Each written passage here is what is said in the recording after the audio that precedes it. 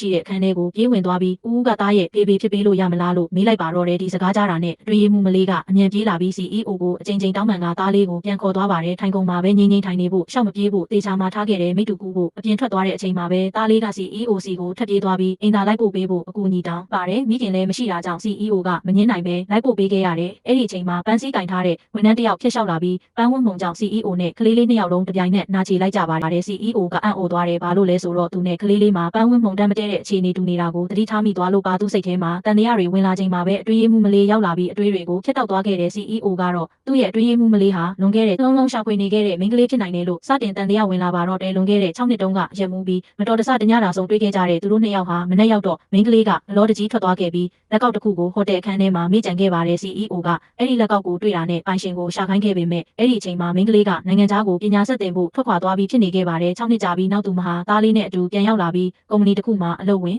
ပါတယ်အဲ့ဒီကုမ္ပဏီရဲ့ CEO ဟာသူ့သားရဲ့အရင်ဖခင်ဖြစ်နေမယ်ဆိုတာကိုတော့မသိခဲ့ပါဘူးကံကောင်းတာက CEO ကလည်းသူမကိုမမှတ်မိခဲ့ပါဘူးသူမရဲ့အလုပ်လုပ်ပုံနဲ့တည်ငြိမ်တဲ့ပြုမှုကိုသဘောကျလို့ကိုယ်ပိုင်တွင်းရမှုအဖြစ်ခန့်အပ်ဖို့ဆုံးဖြတ်ခဲ့တဲ့အစာပိုင်းမှာတော့သူမကညင်းဖို့စဉ်းစားခဲ့ပေမဲ့လစာကတစ်လကိုဒေါ်လာ3သိန်းဆိုတဲ့စကားကြားလိုက်တာနဲ့ချက်ချင်းသဘောတူလိုက်ပါတော့တယ်အဲ့ဒီညမှာ CEO ကစီးပွားရေးညစာစားပွဲကိုသူမကိုအတူခေါ်သွားခဲ့ပါတယ်သူမရဲ့အလှကြောင့်ဖောက်တယ်တယောက်ကအဆက်မပြတ်နေခဲ့တဲ့သူမအဆင်မပြေတာကို CEO ကသတိထားမိပြီးဖောက်တယ်ရဲ့လက်ကိုစပွဲပေါ်မှာဖိထားကကျွန်တော်အတွင်းရမှုကိုထမနှောက်ရှက်နေလို့အေးအေးဆေးဆေးသတိပေးလိုက်ပါတယ်အဲ့ဒီအချိန်မှာသူမရဲ့စိတ်ထဲမှာဒီလူကထင်ထားတာထက်ပိုပြီးလူကောင်းပဲလို့စတင်ခံစားလာခဲ့တဲ့ညစာစားပွဲပြီးသွားတော့ CEO ကအရက်လွန်မှုနေခဲ့ပါတယ်သူ့ကိုအိမ်ပြန်လိုက်ဖို့ပြင်နေချိန်မှာပဲတားလေးရောက်လာခဲ့တဲ့အမေဒီလောက်နောက်ကျတဲ့အထိအိမ်မပြန်သေးတာကြောင့်ဖုန်း location ကိုခြေရာခံပြီးလိုက်လာခဲ့တာပါ CEO ကိုမြင်လိုက်တဲ့အချိန်မှာတားလေးကအံ့ဩသွားတဲ့မျက်လုံးမျက်နှာသွင်းမြင်တွေကသူနဲ့အရန်တူနေခဲ့တာကြောင့်ဒီဦးကတားရဲ့ဘေဘေပဲလို့ယုံကြည်သွားခဲ့ပါတယ်ဒါကိုကြားလိုက်တဲ့မိခင်ကအမြန်ဝင်သားပြီး CEO သားအမှန်တရားကိုသိသွားရင်အလုပ်ဖြုတ်ခံရမှာကိုစိုးရိမ်လို့တားလေးကိုသူကတားရဲ့ဖေဖေမဟုတ်ဘူးလို့လိန်ပြောခဲ့ရပါတယ်တားလေးကမယုံချင်ပေမဲ့နောက်ဆုံးတော့မိခင်စကားကိုလက်ခံလိုက်ရတယ်သူတို့သားအမိနှစ်ယောက်က CEO ကိုအိမ်ထိလိုက်ပို့ပေးခဲ့ကြပါတယ်နောက်တနေ့မှာတော့တားလေးအဖျားတက်နေတဲ့အတွက်အိမ်မှာတယောက်တည်းမထားချဒါကြောင့်အလုပ်ကိုအတူခေါ်လာခဲ့ပါတယ်ဒါကိုမန်နေဂျာမြင်သွားပြီးဒီမှာအလုပ်လုပ်တာလားကလေးထင်းချောင်းဖွင့်ထားတာလားဆိုပြီးပြင်းပြင်းထန်ထန်စူပူကကလေးကိုချက်ချင်းပြန်ပို့ဖို့အမိန့်ပေးလိုက်ပါတယ်အဲ့ဒီအချိန်မှာ CEO ရောက်လာပြီးကုမ္ပဏီစီးမြင့်ထဲမှာကလေးခေါ်လာခွင့်မရှိဘူးလို့ရေးထားတာမရှိဘူးလို့ပြောလိုက်ပါတယ်ပြီးတော့သူ့လက်ထောက်ကိုရုံးခန်းတစ်ခန်းကိုကလေးကစားခန်းအဖြစ်ပြင်ဆင်ပေးဖို့ညွှန်ကြားခဲ့ပြီးအဲ့ဒီနေ့ကစပြီးဝန်ထမ်းအားလုံးကိုလိုအပ်ရင်ကိုကလေးတွေကိုအလုပ်ခေါ်လာခွင့်ပြုလိုက်ပါတော့တဲ့ကြောင့်အတွင်းရေးမှူးမလေးက